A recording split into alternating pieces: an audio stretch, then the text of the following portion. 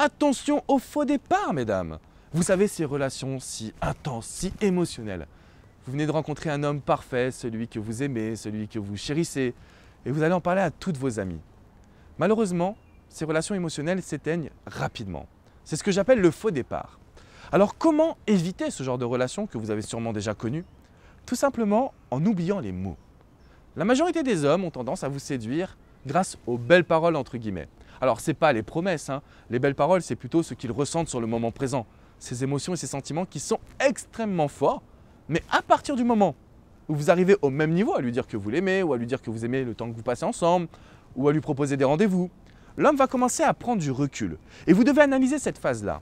Quand un homme prend du recul, se détache, vous devez immédiatement appliquer le « fuis-moi, je te suis-moi, je te fuis ».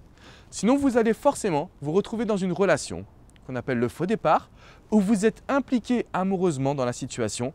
Vous avez l'impression que c'est l'homme de votre vie, mais lui va vous fuir pour une raison principale. Alors oui, l'homme ne vous le dira pas expressément, mais cette raison, c'est tout simplement qu'il vous considère comme acquise. Pour lui, il n'y a plus de notion de défi, il n'y a plus de notion de partage. Il voit uniquement la relation de couple. Et quand on parle de couple à un homme, que va-t-il imaginer? Il va regarder son passé. Il va regarder son rétroviseur de l'amour. Il va y voir des disputes, des conflits, des blocages, une perte d'indépendance.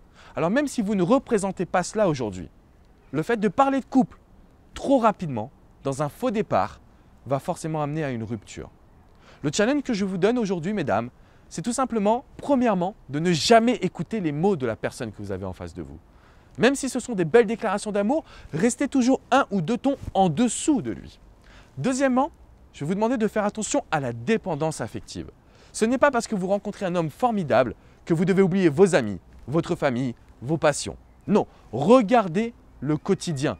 Prenez en main votre vie personnelle, familiale, sentimentale. Et enfin, troisième astuce très importante. Lorsque vous sentez que vous êtes dans un faux départ, prenez une distance pour appliquer le « fuis-moi, je te suis-moi, je te fuis » et prendre votre temps de construire des bases saines. Alors nous sommes là pour trouver le bon, pas pour vous lancer dans une histoire trop rapidement. N'hésitez pas à partager cette vidéo, je suis sûr qu'il y a des amis à vous qui en ont besoin parce qu'elles se lancent toujours dans ce genre de relation. De mon côté, je vous dis à très bientôt pour une prochaine vidéo et j'attends vos commentaires. Posez-moi vos questions ou parlez-moi des faux départs que vous avez déjà vécus. À très bientôt les amis, ciao ciao.